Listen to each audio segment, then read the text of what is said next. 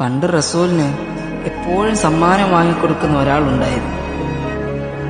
ഒരിക്കൽ ആ സ്വഹാബി കൊണ്ടുവന്നത് മുന്തിരിയായിരുന്നു. റസൂൽ അദ്ദേഹത്തിന്റെ മുമ്പിൽ വെച്ച് തന്നെ കഴിച്ചു. മറ്റ് സഹാബികൾ കൊതിയോടെ നോക്കി നിൽക്കുന്നുണ്ട്. പക്ഷേ അവർക്കാർക്കും കൊടുത്തിരുന്നില്ല റസൂൽ. അദ്ദേഹം അത് കണ്ട് സന്തോഷിച്ചു. താൻ നൽകിയ സമ്മാനം റസൂൽ അത്രയേറെ സ്നേഹത്തോടെ കഴിക്കുന്നത് കണ്ട് അദ്ദേഹം അവിടുന്ന് തിരിച്ചുപോയി. അപ്പോഴാണ് സഹാബാക്കൾ റസൂലിനോട് ചോദിച്ചത്, ഞങ്ങളൊക്കെ ഇങ്ങനെ റസൂലിന്റെ അരികിൽ നിന്നിട്ടും റസൂൽ ഞങ്ങൾക്കൊന്നും തന്നില്ലല്ലോ. സാധാരണ റസൂൽ അങ്ങനല്ല. ഞങ്ങൾക്ക് വിഷമമായി. അപ്പോൾ റസൂൽ സഹാബാക്കളോട് പറയുകയാണ്, ഇതിന് നല്ല പുളിയാണ്.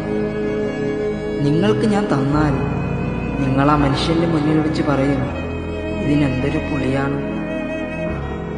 ഇപ്പോ അദ്ദേഹത്തിന് വിഷമാകൂലേ? അത് വേണ്ട. ഇനി വേണമെങ്കിൽ നിങ്ങളും കഴിച്ചോ. എല്ലാവരും എടുത്ത് കഴിച്ചു നോക്കി. റസൂൽ പറഞ്ഞത് സത്യമായിരുന്നു. അതിന് നല്ല പുളിയാണ്.